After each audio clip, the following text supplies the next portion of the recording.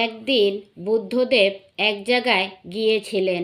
তখন সেখানে একজন লোক বুদ্ধদেবকে দেখে অহেতুক গালাগালি শুরু করলেন।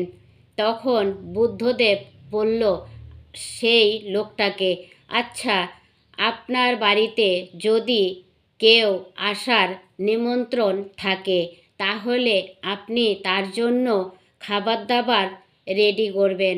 তখন সে যদি না আসে তখন আপনি সেই খাবারগুলো কি করবেন?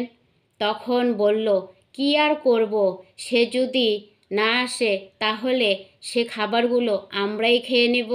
তখন বুদ্ধদেব বলল যে এতক্ষণ তাহলে আমাকে যা কিছু দিয়েছেন তাহলে আমি একটাও গ্রহণ করলাম না, আপনার জিনিস আপনি ফিরিয়ে নেন।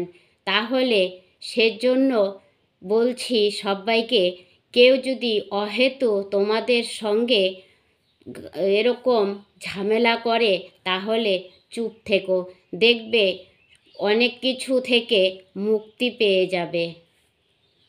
অহেতু তর্কে জড়াবে না।